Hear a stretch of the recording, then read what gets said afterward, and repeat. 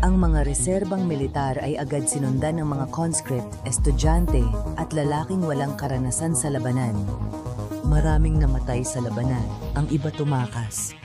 Para kay Putin dapat lumaban ang Russia hanggang magwagi. At para sa kanya, ang mga sakripisyo ng mga sundalong ito ay isang simpleng pangangailangan lamang. Habang ang mga kriminal ay umiinom ng champagne at pinag-uusapan ang pagpapanumbalik ng imperyo, libo-libong tropang Ruso ang naipit sa isang digmaan na hindi na nila pinaniniwalaan. Giniginaw, gutom, at sugatan. Iisa lang ang tanong nila. Bakit nandito pa rin kami? Ilalantad natin ngayon ang lumalalang pagkadismaya sa militar ng Rusya mula sa pilitang pagkuha ng sundalo hanggang kawalang pag-asa sa digmaan. Maririnig mo ang mga tinig na pinapatahimik ng Rusya, lalo na kapag nagtatanong na ang mga sundalo, bakit pa tayo lumalaban? Ibig sabihin, ang totoong labanan ay hindi lang laban sa Ukraine, kundi laban din sa katotohanan. Balikan natin ang simula ng 2000 at 22 nang magsimula ang pananakop, kung saan sinabi sa mga sundalong Ruso na bahagi sila ng makasaysayang pangyayari. Inilalarawan ni Vladimir Putin ang digmaan bilang marangal na misyon para protektahan ang mga nagsasalita ng Ruso, pigilan ang NATO, at bawiin ang mga lupaing tinuturing niyang makasaysayang pag-aari ng Russia. Tinalakay niya ang pagtatanggol sa bayan, pagpapanumbalik ng dangal at paglaban sa kaluran. Maraming sundalo ang naniwala sa kanya. Sumali sila dahil inisip nilang pinoprotektahan ang bansa at lumalaban para sa mahalagang layunin. Para sa iba, ito ay pagkakataon maglingkod ng may dangal. Para sa iba pa, paraan ito para protektahan ang pamilya laban sa banta sa kanilang pag-iral. Pero hindi nagtagal ang paniniwalang iyon. Habang lumilipas ang mga buwan, nagsimulang maglaho ang mga pangako. Dumating ang mga sundalo sa Ukraine na umaasang tatanggapin bilang tagapagpalaya. Ngunit sinalubong ng matinding paglaban mula sa mga lokal na itinuturing silang mananakop. Ang espesyal na operasyon ay nauwi sa matinding digmaan. Imbes na mabilis na tagumpay, hinarap nila ang pananambang, drone attacks, at tuloy-tuloy na pambobomba. Ang dating makatarungang misyon ay naging kasinungalingan. Sa 2023, lumitaw ang mga bitak. Nagpatuloy si Putin sa talumpati, iginiit na bahagi ng Russia ang Ukraine at malapit na ang tagumpay. Ginamit niya ang mga tagumpay sa Donetsk bilang patunay ng pag-usad at hinikayat ang mga Ruso na magkaisa at ipagmalaki ito. Para sa mga kalalakihan sa labanan, parang walang halaga ang tagumpay. Nakikipaglaban sila para sa mga baryong paulit-ulit lang na napapalitan ng kontrol kada ilang linggo.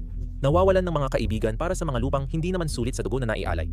Ngayong 2025, hindi na maitago ang agwat ng mga salita ni Putin at ang totoong nangyayari sa labanan. Mahigit 1 milyong sundalong Ruso ang napaatay o nasugatan simula ng digmaan at tinatayang 250,000 ang kumpirmadong patay. Hindi lang basta numero yan, kundi isang henerasyon ng mga anak, kapatid at ama ang nawala. Nagdadalamhati ang mga pamilya sa Rusya at nagtatanong, para saan ang pagdurusa? Wala na ang ilusyon ng layunin. Ang sinimulan bilang isang misyon na binalot ng pambansang pagmamalaki ay naging unti-unting pagkapagod ng moral at lakas tao. Paulit-ulit at parang walang pakialam ang mga talumpati ni Putin ngayon. Walang tunay na sagot. Parang birong malupit ang pagpupumilit niyang nananalo ang Rusya para sa mga nakakita ng pagbagsak ng kanilang unit sa bigong depensa.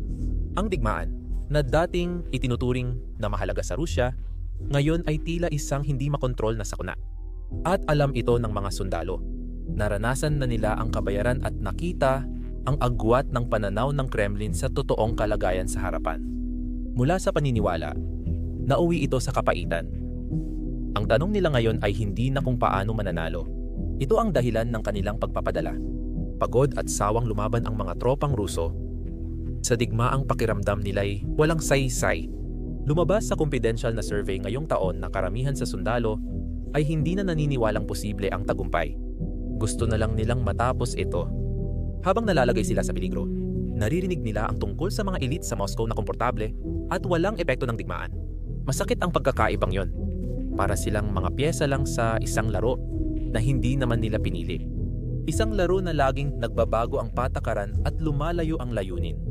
Mas lalong sumasakit ang loob nila kapag nakikita kung sino ang tunay na lumalaban. Karamihan sa mga lalaki sa unahan ay hindi mula Moscow or St. Petersburg, kundi mula Dagestan, Buryatia, at maliliit na baryo sa Siberia. Ang mahihirap na rehiyon ang pinakaapektado ng digmaan at may pinakamaraming namamatay, samantalang halos hindi naaapektuhan ang mayayamang lugar. Hindi mahirap maramdaman na ginagamit ka lang kapag ang mga taong pinakamalayo sa kapangyarihan ang siyang nagbabayad ng pinakamataas na halaga para sa mga desisyon nito. Hindi lang heograpiya ang nahahati. Nakikita rin ito sa pagpapatakbo ng digmaan. Sinasabi ng mga sundalo na ang mga commander ay malayo at walang pakialam. Pinapadala sila sa labanan na kulang sa bala, gamit o suporta. Ayon sa Business Insider, mahigit 1,000 ang nalalagas araw-araw kapag matindi ang labanan. Ang ganitong uri ng pagdanak ng dugo ay hindi lang nagpapahina sa mga unit, kundi pati na rin sa moral. Nagtatanong na ang mga sundalo tungkol sa lahat. Sinasabi sa kanila na para sa kinabukasan ng Rusya ang laban, pero pagkawasak lang ang nakikita nila. Ang mga pangakong pag-unlad ay hindi talaga tumutugma sa realidad na kanilang nararanasan. At ang pagdududang iyon ang nagpapahirap sundin ang bawat utos. Mas nararamdaman ito ng mas batang conscript. Nagbabanggaan sila sa matatandang opisyal na patuloy sa lumang Soviet-style taktika. Paulit-ulit na ipinapadala ang mga tao sa harapang atake. Alam ng mas batang sundalo na may mas magagandang paraan ng pakikipaglaban, pero hindi pinapansin ang kanilang mga ideya. Pakiramdam nila ay wala silang kapangyarihan at parang hindi pinapakinggan o pinahahalagahan ng pamunuan ang kanilang buhay at boses. Lalo silang nadidismaya kapag nakita ang kanilang kalagayan sa buhay. Maraming sundalo ang walang maayos na bota o bulletproof vest. Madalas panis o kulang ang pagkain at mabagal dumating ang tulong medikal.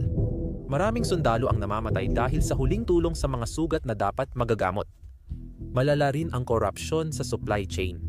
Ninanakaw o ibinibenta ang supply kaya sira o walang natatanggap na gamit ang mga tropa. Hindi lang ito nakakairita. Delikado rin at lumalala habang tumatagal sila roon. Umaabot ng buwan o taon ang deployment na walang pahinga na nagpapahina sa mga lalaki. Napapagod sila, nagiging pabaya at mas madalas magkamali, kaya dumarami ang nasasawi. Sabi ng NBC pagdating ng Agosto 2000 at 25 aabot sa 1,000,000 ang kabuang pagkawala ng Rusya at 200 at 50,000 rito ay napatay. Hindi lang ito mga numero, mga kaibigan itong nawala dahil sa drone, bala at bitag. Sobrang gulo sa mga unahan ng labanan at ang mga sundalong Ruso ay talagang naipit sa gitna nito. Dahil sa kulang na suporta, nadidismaya at nagagalit ang mga sundalo, parang nilalabanan din nila ang sariling sistema bukod sa kalaban. Ang pakiramdam ng pag-abandona ay hindi lang emosyon kundi araw-araw nilang realidad. Maging sa kamatayan, nawala ang dignidad. May ulat ng mobile crematoria na tahimik sinusunog ang mga bangkay para panatilihing mababa ang opisyal na bilang ng namatay. Ayon sa mga sundalo, nagiging estadistika lang ang mga namatay nilang kasama na tinatago ng estado. Para sa iba, ito na ang sukdulang pambabastos. Mura ang tingin sa buhay nila, pati sa kamatayan. Wala pa ring respeto. Kahit matindi ang sakit ng digmaan, mas malalim ang sugat na iniiwan nito sa isipan. Walang tigil ang putukan ng mga kanyon araw at gabi. Dahil walang tigil ang mga pagsabog, halos imposible akong makatulog. Namumuhay ang mga sundalo sa trinsera, palibot ng bangkay at sigaw na di malimutan. Sa kalagitnaan ng 2025, laganap ang post-traumatic stress disorder. Madalas ang bangungot, panic attack at mga alaala ng nakaraan. Lagi silang kinakabahan sa posibleng pag-atake, walang pahinga o pakiramdam ng ligtas. Ngayon, may panibagong takot pa. Tinatawag itong dronophobia ng mga sundalo. Laging umiikot ang mga drone ng Ukraina. Tuloy-tuloy sa pagmamanman, pagbagsak ng pampasabog, at paggabay sa artilleriya. Wala kang matataguan mula sa kanila. Ayon sa mga ulat mula sa harapan, ang mga drone na ngayon ang sanhi ng karamihan sa mga namamatay. Nauubos ang mga grupo bago makita ang kalaban. Napapahinto ang tao sa tunog at laging tumitingala sa langit. Hindi sila makatulog o makakain ng walang takot. Bawat pagpapatrolya, bawat pagkuha ng supply ay parang pagsusugal. Kalaban nila hindi lang tao, kundi di nakikitang puwersang laging nagmamasid. Walang totoong suporta para sa kahit ano dito. Walang mga tagapayo, walang trauma medic, puro parehong walang saysay na payo lang na magtiis ka lang. Pero hindi iyon epektibo kapag palagi mong nakikita ang pagkamatay ng kaibigan mo. Mas lumalala ang pakiramdam ng kawalan ng magagawa dahil sa agwat sa teknolohiya. Gamit ng puwersang Ukranyano ang kanluraning artilyerya, precision rocket, at kagamitan sa pagjam ng komunikasyon ng mga Ruso. Ayon sa mga sundalong Ruso, nawawala ang signal ng kanilang radyo kaya hindi nila naririnig ang utos o babala. Pinapanood nila na ang mga drone at missile mula sa kanluran ay tumatama ng eksakto habang ang kanilang sandata ay hindi abot. Bawat laban ay parang hindi patas, parang naglalaro sila ng isang laro na talo na agad sila. Dahil dito, pakiramdam ng mga sundalo ay parang sila'y nakakulong. Hindi lang nila nilalabanan ang kalaban, kundi pati na rin ang sarili nilang isipan. Hindi na nakapagtataka na kumakalat ang kawalan ng pag-asa sa kanilang hanay. Laging banta ng kamatayan ang dahilan, kaya survival mode sila. Hindi nila nakikita ang dulo ng digmaan. Puro utos lang na sumugod sa panganib. Marami ang pakiramdam ay ginagamit lang sa labanan na walang pag-asa. Marahil ito ang isa sa mga dahilan kung bakit, ayon sa mga ulat, mahigit 50,000 sundalo na ang tumakas, pinipili ang parusa kaysa sa isa pang araw sa harapan. Sumuko ang iba sa puwersa ng Ukraine, naniniwalang mas mainam mabihag kaysa mamatay sa digmaang wala ng saysay. Kung nag-aalala ka kung paano binabago ng artificial intelligence ang lahat, mga trabaho, industriya, edukasyon, pati na rin ang ekonomiya, hindi ka nag-iisa. Ayon sa Rutgers University, 7 sa 10 manggagawa sa United States ay labis o medyo nag-aalala sa paggamit ng artificial intelligence ng mga employer sa paggawa ng desisyon. 3 sa 10 ay takot mawalan ng trabaho dahil sa artificial intelligence. Sang-ayon ang mga eksperto. Sa 2,000 at 30% ng trabaho, ma-automate ng artificial intelligence at 44% ng manggagawa mapapalitan. Ibig sabihin, kailangan mong mag-ingat kung ayaw mong maging biktima. Kaya kamakailan lang ay gumawa kami ng YouTube video na nagpapaliwanag kung ano talaga ang nangyayari sa likod ng mga pangyayari. Kung paano naghahanda ang mga tao, hindi lang para mabuhay kundi makinabang sa artificial intelligence revolution. At hindi ito tungkol sa pagiging isang coder o paggawa ng susunod na ChatGPT. Tungkol ito sa pag-alam kung saan ang tunay na kalamangan habang umuunlad ang artificial intelligence at paano ito ginagamit ng mga tao para gawing mas ligtas ang kanilang karera.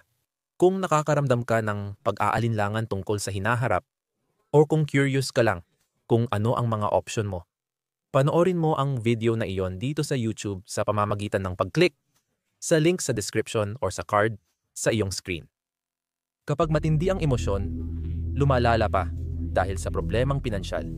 Madalas matagal bago matanggap ng mga sundalo ang sahod at kapag dumating, madalas kulang o minsan wala pa. Kinakain ng implasyon ang kaunting perang na ipapadala nila sa bansa. Hirap ang mga pamilya bumili ng pagkain, magbayad ng upa, at matugunan ang pangangailangan habang ang mahal nila sa buhay ay nasa digmaang walang naibabalik sa kanila. Kadalasang hindi natutupad ang bonus o bayad sa mga nasugatang sundalo, kaya pakiramdam nila ay ginagamit lang sila at nakakalimutan.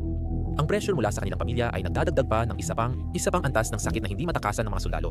May mga liham mula sa asawa at ina na nagnanais silang umuwi, nagkukwento ng hirap ng pamilya sa kanilang pagkawala. Hindi lang kinakalabit, pinapabigat pa ng mensaheng ito ang kanilang damdamin.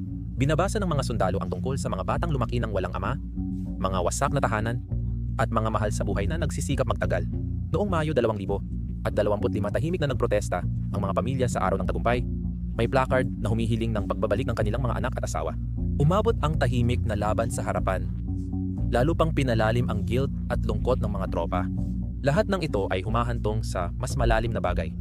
Isang pagkawala ng paniniwala sa mismong misyon. Nagdudulot ito ng pagdududa sa mga sundalo at umaabot na rin sa kanilang mga tahanan. Kasabay ng mga pagdududa, unti-unti nang lumalaganap ang pagsuway sa kanilang hanay.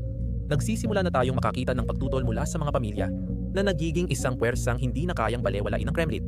Noong Hunyo 2025 nagtipon ang maliliit na grupo ng mga ina at asawa sa iba't ibang lungsod sa Rusya.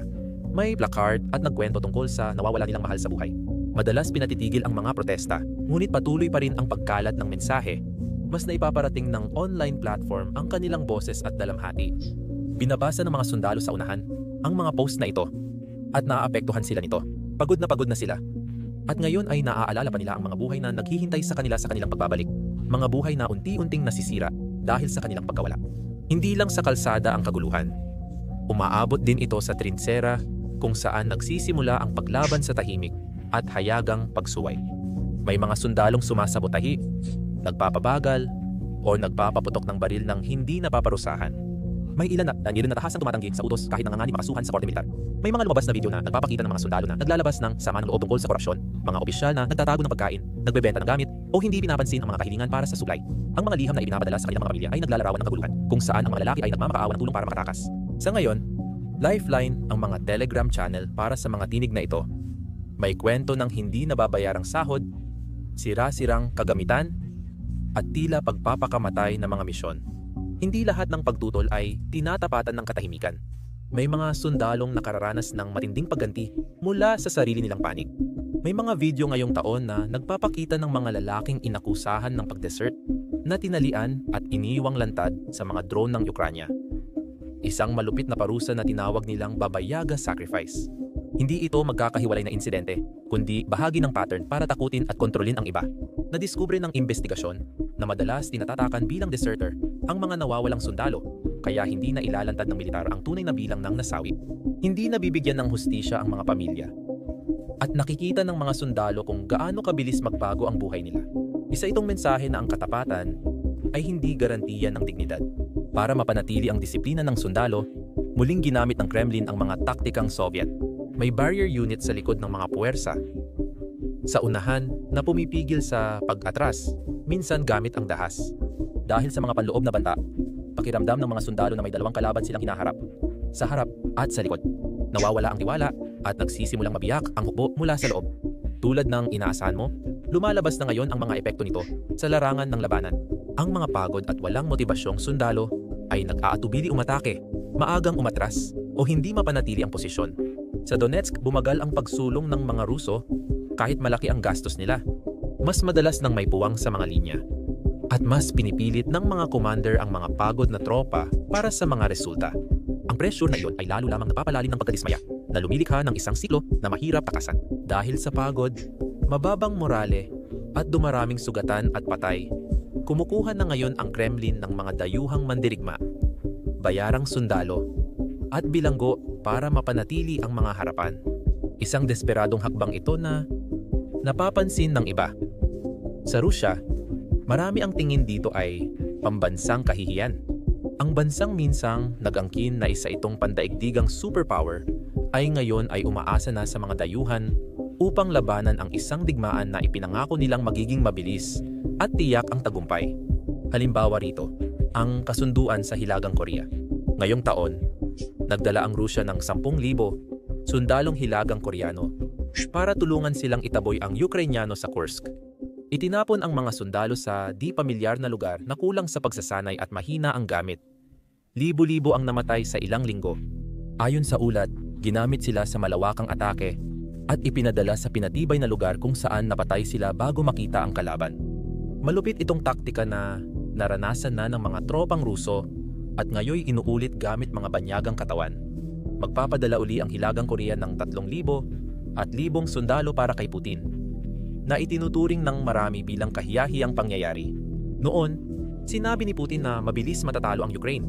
Ngayon, umaasa na siyang tulungan ng mga sundalo mula Pyongyang para sa depensa. Pero hindi lang taga-Hilagang Korea. Mandirigma mula sa mahigit 100 bansa kasama ang mga lalaki mula Afrika, gitnang Asya at gitnang silangan ang narekrut. Marami sa kanila ang pinangakuan ng pera, pagkamamamayan o kaligtasan. Ang natatanggap nila ay kaguluhan. Nahuli ng mga puwersang Ukrainyano ang daan-daang mga mersenaryo na ito at tumatanggi ang Russia na isama sila sa pagpapalitan ng mga bihag. Para sa Moscow, itinatapon lang sila. Hindi nawala ang mensaheng iyon sa mga sundalong Ruso na lumalaban na lang kasama ang mga hindi nila pinagkakatiwalaan sa isang digmaang di na nila pinaniniwalaan. Ginagamit ang mga bilanggo bilang palatandaan ng grabing sitwasyon. Inaalok sila ng kalayaan kung mabubuhay ng 6 na buwan sa labanan. Ang mga lalaking ito ay ipinapadala sa mga madugong labanan, kadalasan walang kagamitan o pagsasanay. Ginagamit silang shock troop na inihahagis sa putukan para subukan ang depensa. Kaya nadidismaya ang mga regular na sundalo. Nagpalista sila para maglingkod sa bansa. hindi para makipaglaban kasama ang mga kriminal mula kulungan. Isa na namang dagok ito sa moral. Isa pang dahilan kung bakit pakiramdam ng hukbo ay wasak na wasak sila. At pagkatapos, nariyan pa ang grupong Wagner. Noong una, itinuturing na elite na puwersa ng Russia ang mga bayarang sundalo ng Wagner. Kinatatakutan at nire-respeto sila. Ngunit nagbago iyon matapos ang kanilang nabigong pag-aaklas noong 2023. Pinamunuan ni Yevgeny Prigozhin, nagmartsa ang Wagner papuntang Moscow. Inakusahan ang mga mataas na general ng korupsyon at kawalan ng kakayahan. Akala natin may pagbabago na, pero napigilan ang pag-aaklas at namatay si Prigozhin sa pagbagsak ng eroplano. Pagkalipas ng 2 buwan, malinaw ang mensahe ng kanyang pagkamatay. Hamunin ang Kremlin at mamamatay ka.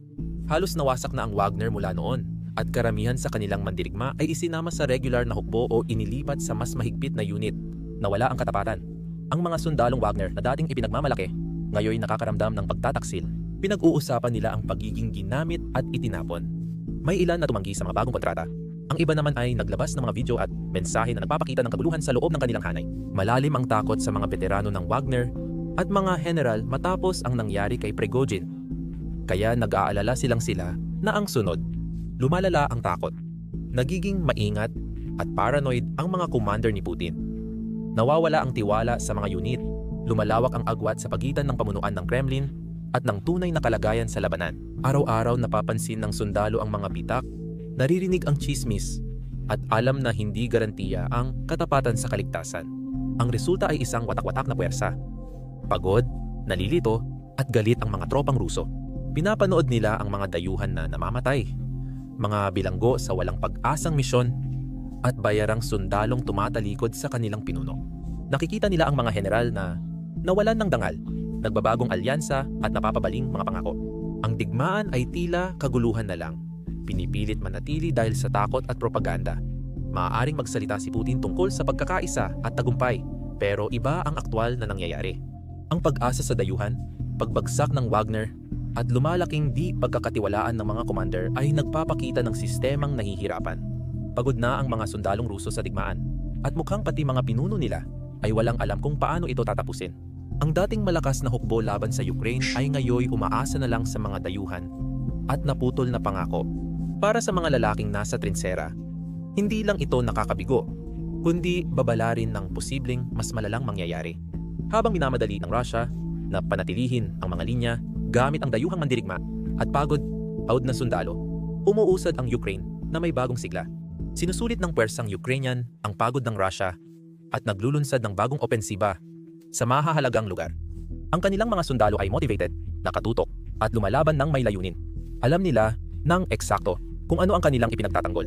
Ito ang kanilang tahanan, pamilya, at kalayaan. Hindi mapapeke ang ganitong pagnanasa. Iyan ang pagkakaiba ng makaligtas at tunay na panalo. Unti-unting nababawi ng mga tropang Ukranyano ang mga dating na walang lugar gamit ang matinding determinasyon. Hindi lang nila pinipigilan ang kalaban, tinutulak pa nila pabalik. Lalo pang lumilinaw ang pagkakaibang ito. Habang nagdududa ang mga sundalong Ruso, lalo namang tumitibay at ayaw umatras ang mga mandirigmang Ukranyano. Sinuportahan sila ng kanilang mga kababayan. Pinalalakas ng mga pamilya na naniniwala sa layuning ito. Ang pagkakaisang iyon ang nagbibigay sa kanila ng lakas. Watak-watak ang mga puwersa ng Rusya. Pagod at nalilito sila. Napapaligiran ng bayarang sundalo at mga bilanggong walang pakialam sa misyon. Isa itong sirang sistema na sinusubukang labanan ang isang nagkakaisang sistema at nagsisimula na itong lumitaw. Kahit sa presyur, tumatanggi pa rin si Putin umatras at hindi siya pumapayag sa tigil putukan o kapayapaan. Sa summit sa Alaska kasama si Donald Trump, tinanggihan niya lahat ng alok na posibleng nagtapos sa digmaan. Imbes makipagkompromiso, humingi pa siya ng dagdag na lupa at kontrol. Di niya pinansin ang hirap ng kanyang mga sundalo at nagkunwaring ayon pa rin sa plano ang digmaan. Ang pagtanggi niya sa realidad ay nauwi sa mas madilim na bagay. Isang lalaking nalulong sa digmaan, habol ang tagumpay anuman ang kapalit. Hindi lang sundalo ang sawang-sawa. Nababalisa na rin ang mga mamamayang Ruso sa sarili nilang bayan. Ang dating makabayang misyon ay naging mahaba at masakit na pasanin. Hindi na para sa mga tao ang ekonomiya ng Rusya, kundi para na lang sa digmaan. Malaking bahagi ng budget ay napupunta sa militar, kaya napapabayaan ang pangangailangan ng sibilyan. Ang dating mga pabrika ng gamit sa bahay ay armas na ang ginagawa ngayon. Ang yaman na para sana sa paaralan or ospital ay ngayon ginugugol na sa frontline. Ang bansa ay tumatakbo na parang isang makinang pandigma. At ang makinang iyon ay unti-unting pinapahirapan ang sarili nitong mga mamamayan. Dahil sa mga parusa na pumipigil sa kalakalan at pagbaba ng presyo ng langis, mas kaunti ang pumapasok na pera at mas marami ang nauubos sa labanan. Sa kasalukuyan, maraming naghihirap, mataas ang inflasyon, nawawala ang trabaho, at madilim ang hinaharap. Maraming Ruso ngayon ang naniniwala na ang bansa ay mabubuhay lamang kung mananatili ito sa tuloy-tuloy na kalagayan ng digmaan. Hindi iyon lakas, kundi dahan-dahang pagbagsak. Hindi titigil si Putin. Hindi niya pakikinggan ang mga boses na nananawagan ng kapayapaan. Hindi niya haharapin ang katotohanan na ang kanyang digmaan ang siyang sumira sa mismong bansang sinasabi niyang pinoprotektahan. Delikado ang pagtanggi sa pagbabago ng direksyon. Hindi lang ito katigasan ng ulo kundi pagpapabaya at mapanganib na pagkahumaling. Makikita sa kasaysayan ang bunga ng pagkawala ng ugnayan ng pinuno sa hukbo.